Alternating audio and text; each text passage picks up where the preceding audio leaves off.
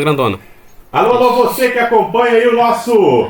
Epa! Hoje temos convidados mais do que exclusivos que vêm lá da cidade vizinha nossa, lá da cidade de Campo Largo. Começamos aqui agradecendo de corpo e alma a Érica de Oliveira, que permitiu ao nosso convidado de hoje estar aqui passando uma tarde, perdendo aquela tarde com a gente, né?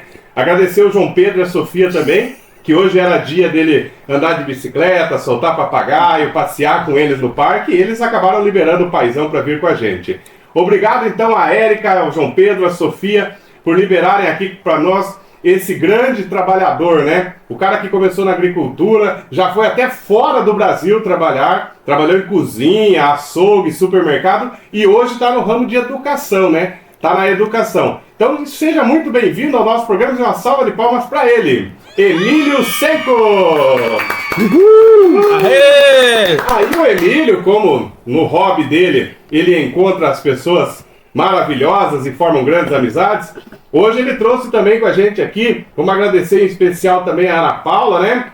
Que a Ana Paula liberou para estar aqui com a gente hoje. O João, a Maria e o Davi também, que perderam aquela tarde de bolinha de gude, aquela maquiagem que é feita no rosto do pai, mas liberaram para essa perda de tarde aqui junto com a gente, né? Atualmente, ele trabalha como cirurgião dentista e o hobby dele é dividido o mesmo com o Emílio, por isso que eles são os nossos convidados de hoje. Então seja muito bem-vindo ao nosso programa José Guilherme Camargo Teixeira da Cunha! Os meninos do hobby, então, hoje estão aqui com a gente aqui. Nós temos muitas coisas além do hobby principal deles, que é a cervejaria, né?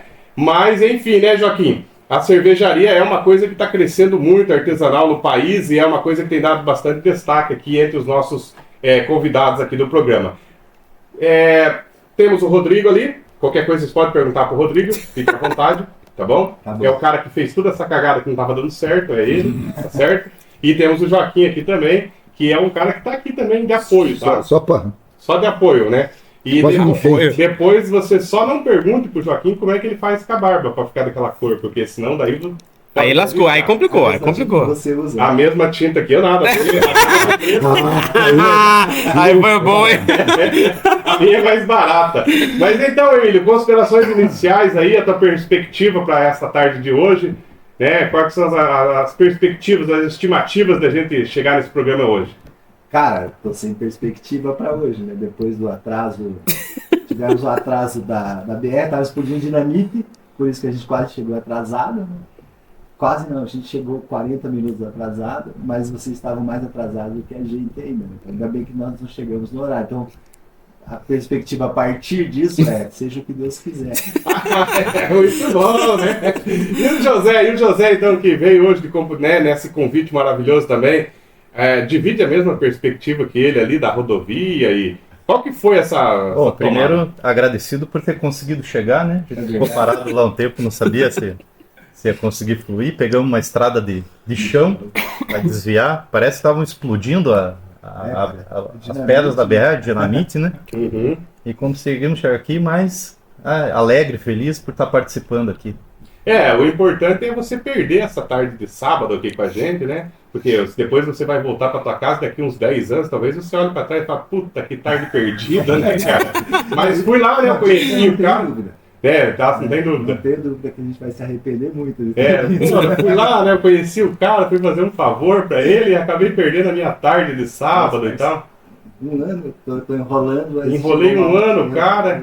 Mas dessa vez eu fiquei meio chateado. Poxa, faz um ano que eu tô enrolando.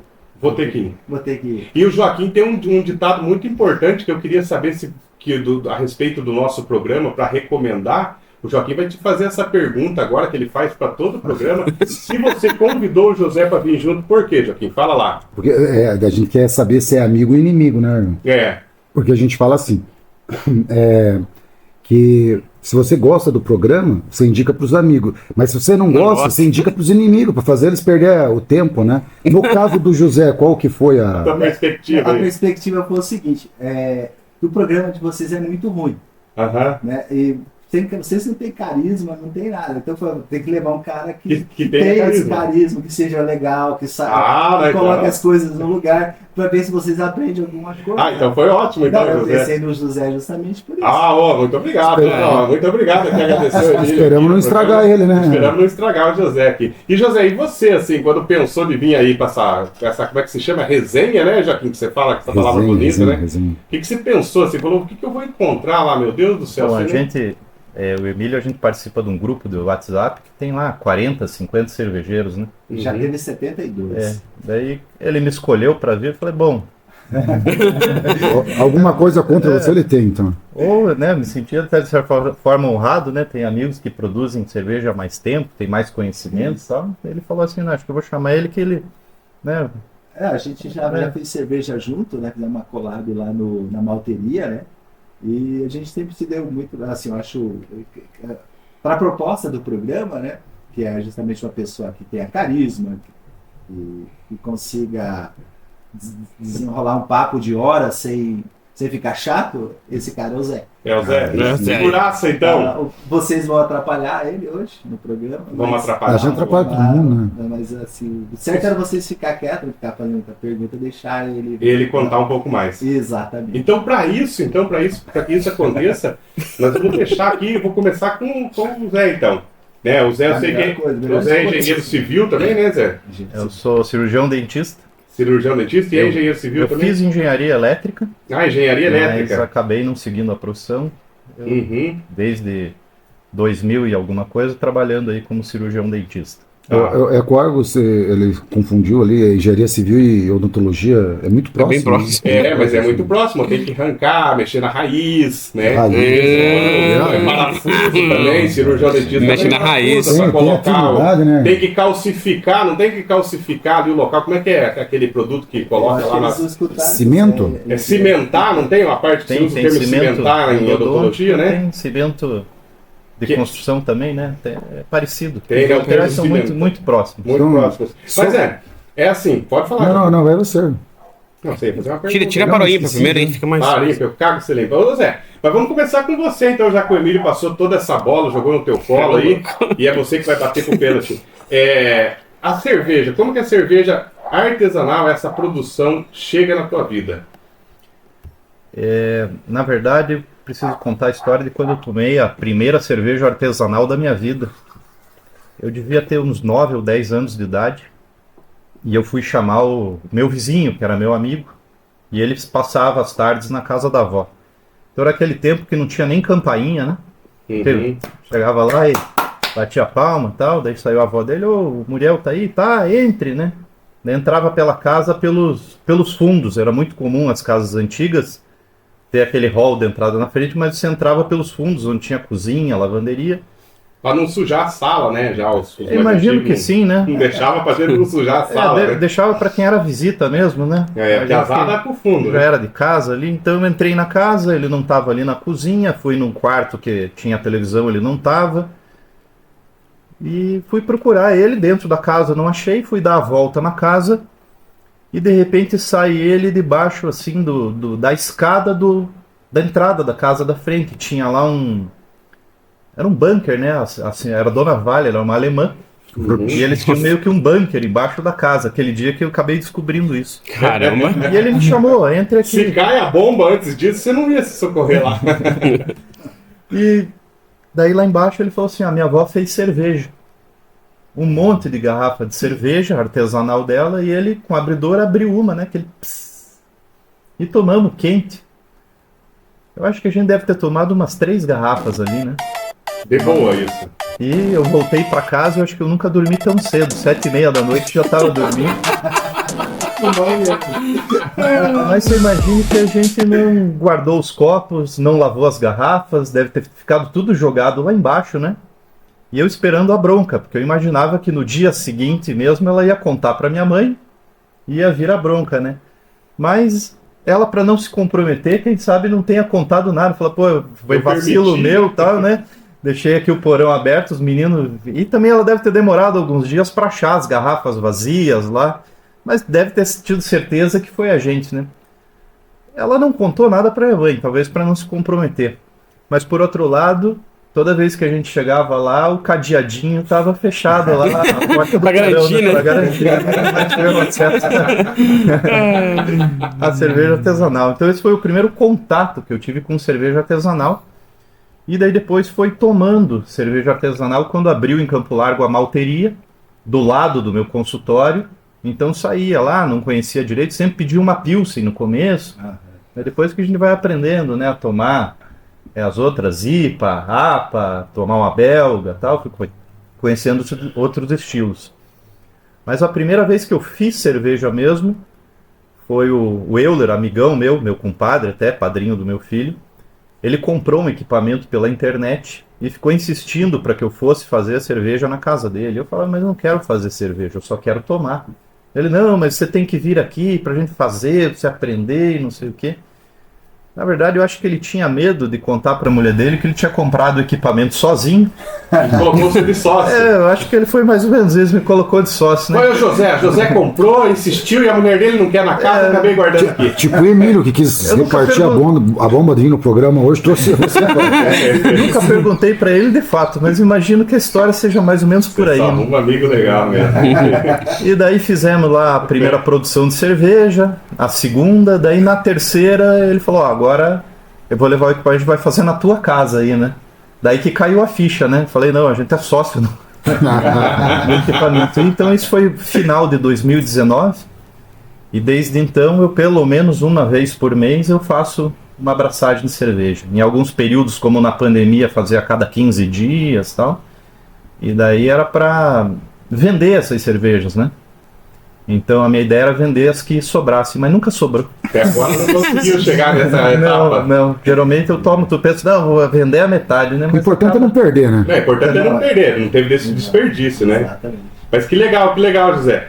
E o Emílio também, né? Eu tenho conheço o Emílio, Emílio já faz uns 3 ou 4 anos que a gente está convivendo aí nos cursos e tudo mais, de um outro ramo que a gente trabalha, né? Que a gente nem gosta de falar, porque se vem para distrair, né? Então vamos falar sobre trabalho. Vamos falar de hobby, né?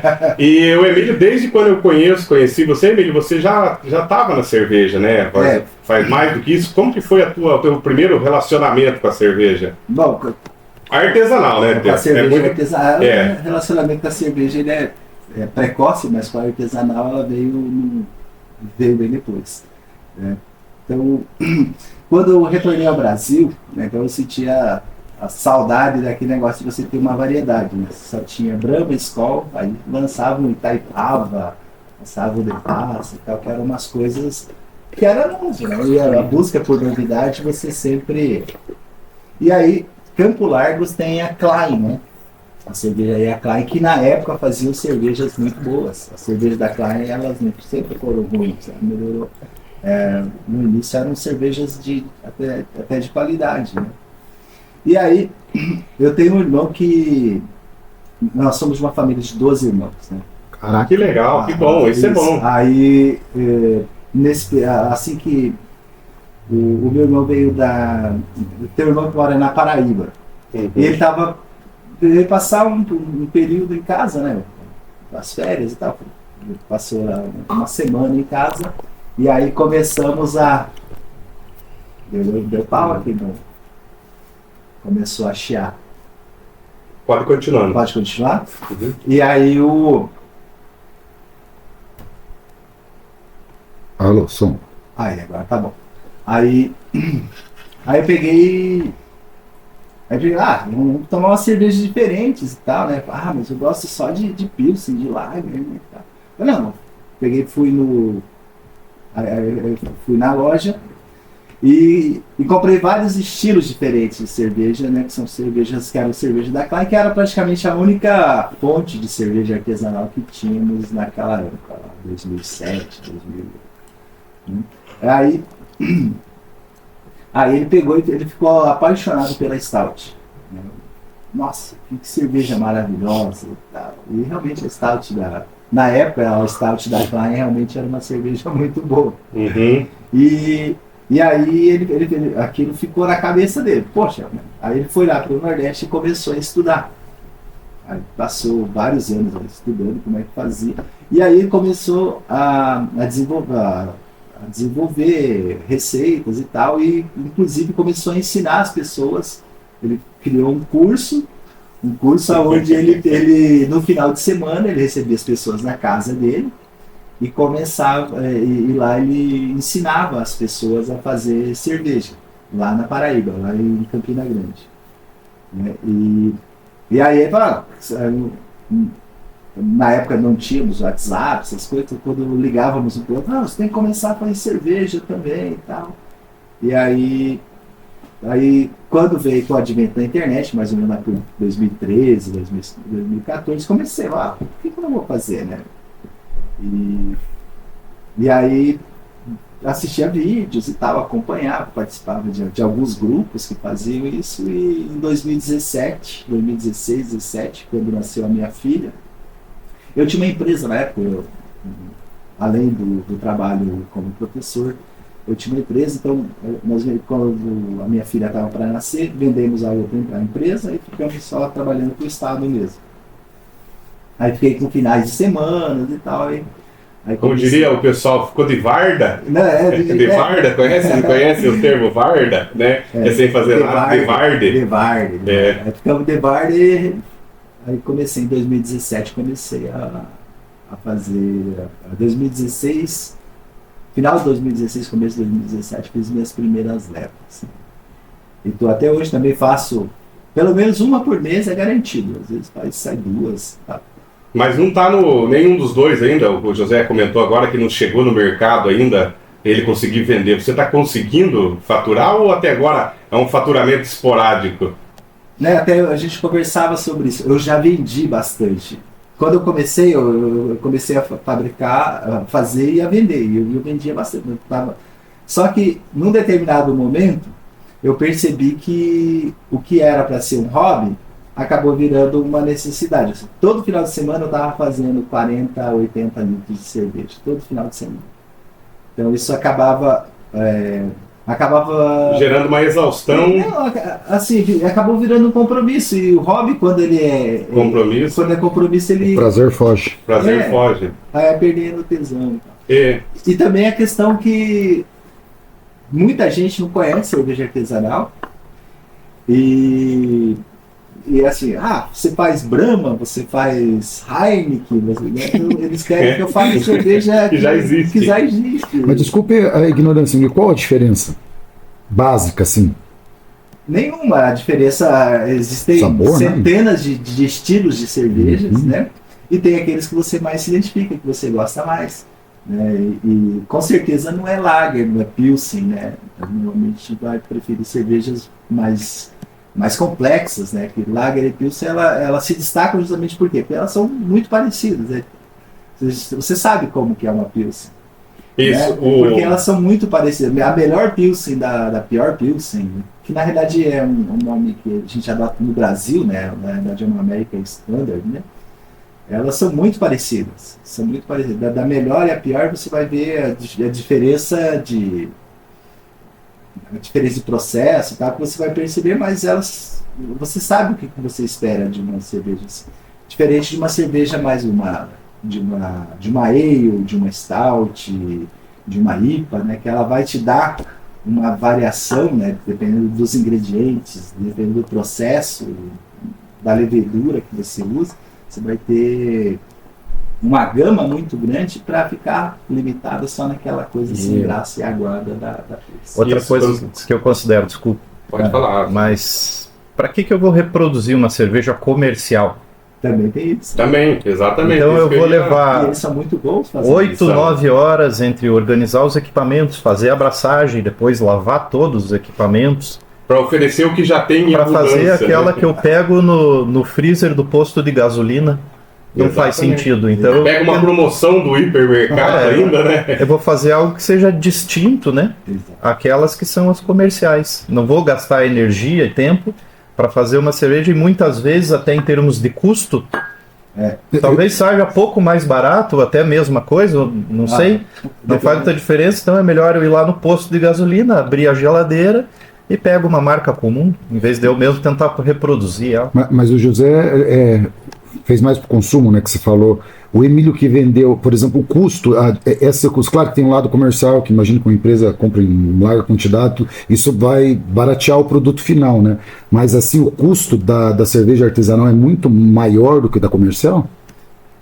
O custo de fazer a cerveja assim, você consegue fazer cervejas muito boas a um preço bem acessível. Só que o equipamento que você precisa ter, ele tem um custo. Então você tem que levar isso em consideração. Vai começar a fazer cerveja hoje. Você vai ter de 2 a 3 mil reais em equipamentos para começar. Uma dose, vamos dizer assim, uma dose pequena ainda, né? 40 litros, que você falou. Exato. Só que você vai, esse dinheiro você vai usar por muitos anos, 10, 15 anos. Né?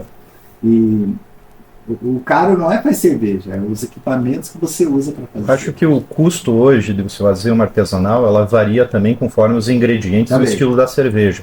Mas eu imagino que entre R$5 e R$15. As mais baratas você faria por R$5 um litro.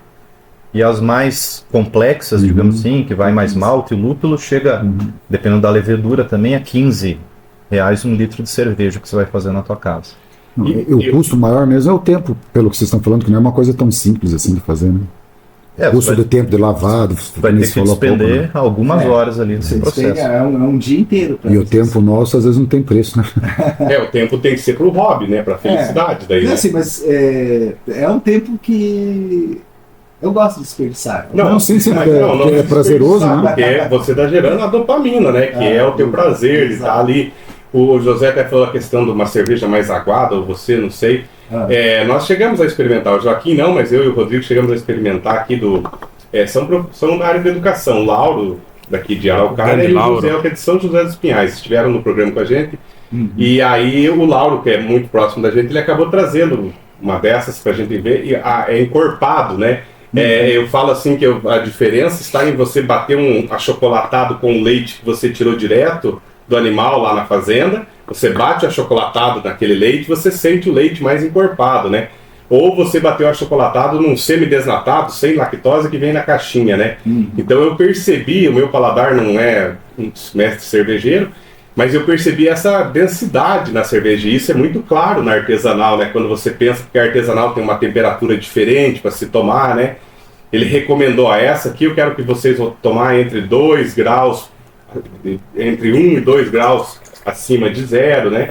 Enquanto as comerciais lá, as populares, recomenda-se abaixo de 0, né? Essa diferença é muito clara para vocês também? Faz parte do objeto da cerveja ou não reflete? Tem que entender que a indústria ela quer baratear o produto dela no processo. Então, várias das fábricas, em vez de fazer a cerveja puro malte, ela adiciona milho. Uma cerveja mais aguada, né? A fermentação dela também tem um processo químico junto. E a que a gente faz em casa, a gente escolhe os insumos que vai usar. Então, dificilmente eu uso, não porque eu já não tenho usado milho numa cerveja, mas dificilmente eu vou usar milho. Geralmente eu vou fazer uma puro malte, com às vezes malte importado, né? Depende do que a gente quer. E a gente sente daí, às vezes nem é mais encorpada, mas não quer dizer que muitas vezes ela tem uma graduação alcoólica maior. Foram os ingredientes que você colocou ali que dão aromas, sabores muito mais evidentes do que a comercial. É que a comercial vai sempre usar o mais barato. O malte mais barato, a levedura mais barata, o lúpulo mais barato. Adicionar o milho. Vai adicionar o milho, que é muito mais barato. Que é o que acontece na alimentação geral hoje com farelo de soja, né? Quase tudo que você vai comer hoje tem o farelo de soja, acho que para dar volume, né? Para dar volume. Mas pelo que o José explanou aqui agora, a sensação que fiz a comparação assim, é mais ou menos fazer cerveja para vocês, é mais ou menos para a pessoa que gosta de cozinhar. Porque daí tem o cheiro, o aroma, não é só comer, né? Não é só tomar no caso ali. Aí é todo o processo de você sentir tudo isso que vai despertando daí no final, que é você experimentar, né? Na verdade dá pena pegar uma artesanal, pôr a língua de lado e virar ela para dentro. Tem que degustar. Tem aquele, você degusta. Primeiro, se é uma garrafa, né? Tem que escutar o barulho da tampinha abrindo. É um processo. Serve o copo, olha a cor, né? A cor dela, depois você cheira. É um sommelier, né? Exatamente. Né? Dá aquela chacoalhadinha, assim. E Daí vocês... põe na boca e ainda fecha o olho pra dizer que tá entendendo alguma coisa. É assim que é o segredo, agora explica bem, porque nós... Você falou da abrir a tampinha e tudo, essa garrafa que ele mostrou pra nós outro dia aqui, a dele é uma garrafa que ela vem com... Olha. Ela já vem com uma rolha, com um grampinho de ferro, assim, ela é retornável, né, no caso. Vocês usam dessas ou a de vocês é com a tampa de pressão também, ou isso, o modelo da garrafa não vai interferir muito? Bom, A cor da garrafa, porque diz que tem a cor Não, existe. a mais escura, mais questão- clara. Eu usei a depressão por algum tempo, tinha umas 12 ou 15 lá em casa que eu fui reutilizando. Mas 2 delas, daí a vedação falhou, e daí Perdeu. para não perder, né, tomar uma cerveja sem gás ali e tal, né, choca, como diz. Aham. Uhum. Então eu parei de utilizar, mas é interessante, né, porque você reaproveita. Uhum. Então ela teve um limite de tempo. As que eu tinha eram as garrafas talvez meio antigas, tal. Então eu, quando engarrafo hoje, eu tenho um arrolhador, tampinha, e eu gosto de usar garrafas que são mais do estilo artesanal chamado caçula.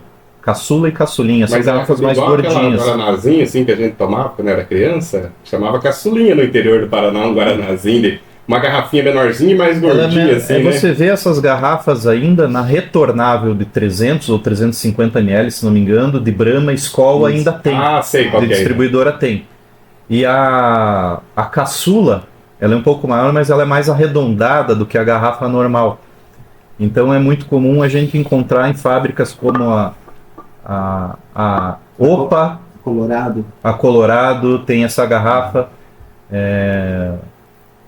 Em Santa É Catarina também tem. Até a Baden-Baden também tem Isso. nessas. Nesse tipo de Essa garrafa. É uma garrafa de 600, só que ela é mais gordinha e mais baixa. Uhum. Assim, eu acho que chamam de caçula, né? Tem caçula, tem a caçulinha e a litrinho, no caso, essa pequena, menor de 300. E Mas- por causa e essa questão de pôr em garrafas diferentes, vocês acham que vai interferir na hora do dia de beber, por exemplo, que daí você é uma garrafa menor, se você está em uma pessoa ou duas, vocês conseguem consumir ela uma velocidade que o sabor se mantenha mais ou não tem nada a ver com isso? Não, só em relação às garrafas, né? O José ele usa muita garrafa, né? Eu meio que abandonei as garrafas já faz um tempo. Eu uso muito barris. Uhum. Eu uso um barril de 30 litros, e também eu tenho barris de 7 litros que são de PET, que aí você só acopla a Torneira? torneira e abre, né? Aí no final do dia você tira a torneira, desconecta, dá uma limpada e completa com CO2 para evitar a oxidação, né? Mas o Zé, Você viu assim, só? eu tenho, assim, eu tenho preguiça de garrafa. Eu tenho, Fechou? 27. eu tenho muita preguiça com garrafa, sabe? Aham. Porque garrafa demanda um monte de. Sim, como o Você José lava falou, uma por uma. Aham. Se você lava assim, você imagina 30 litros de cerveja. Você tem que lavar um barril. É muito mais simples. Você tem que encher um barril. Já, por exemplo, 30 litros, se você for ver, são 40 garrafas. É isso, né? 40 garrafas, não é isso? Tá E mais um 600 pouquinho. são 50. 50 garrafas de 600. Exato. E daí você tem que 50 lavar você tem que uma por lavar uma. uma por uma. Assim, você tem que tomar todo o cuidado. Pra não ficar nada, pra não azedar também a Exato. próxima. Aí depois né? você vai ter que encher uma por uma. Nada, trabalho. Depois você vai ter que Não fechar compensa. uma... Não, assim, Não, o hobby é legal, cara. É por isso que se Assim, chama hobby, né? Que faz um feliz. Assim, a melhor forma de você guardar a cerveja é numa garrafa de vinho. Uhum. Ela fica muito melhor. Ela fica muito melhor. E o Zé, ainda quando ele usa muito o Prime, né? O Prime ele melhora a cerveja, dá aquela arredondada final. Na verdade, eu hoje ainda tenho os post-mix, são pequenos barris. Eu utilizo eles para as cervejas mais lupuladas e que são interessantes você tomar ela mais fresca, porque ela tem mais aroma e sabor do lúpulo. Quanto mais certo. fresca, essas estilo APA, IPA, né, que é a Indian Pale Ale, American Pale Ale, então essas eu dou preferência em colocar no meu post-mix. E existem as cervejas de guarda, como aquela que a gente produziu lá, era uma Stout. Essa é interessante você deixar guardada na garrafa e ao longo do tempo parece que ela vai melhorando. Eu faço também bastante cerveja belga. Também às vezes ponho no post-mix, mas a belga ela vai melhorando com o tempo. Até eu tenho uma explicação que todos os fenóis dela, que seria um gosto meio de banana que ela tem no princípio, ele vai desaparecendo e ele vai virando um esterificado. Não, o esterificado vai virando fenólico. Então, se conseguir guardar uma garrafa belga por um ano, seria o ideal. Né? Mas o que acontece? Não Eu tá faço dando lá, em 2 semanas já dá para tomar. Bom, vou abrir só a minha para ver Nossa, aí já como é que era. ela tá, né? Arnaldo, falando em post-mix, o nosso post-mix aqui, ó, o barrilzinho que diz que o tempo tá dando. É isso aí, então se você tá gostando, não saia daí. Na próxima quinta vai ter o segundo episódio com esses caras que são uma fera pra você que tá ligado no nosso... Epa!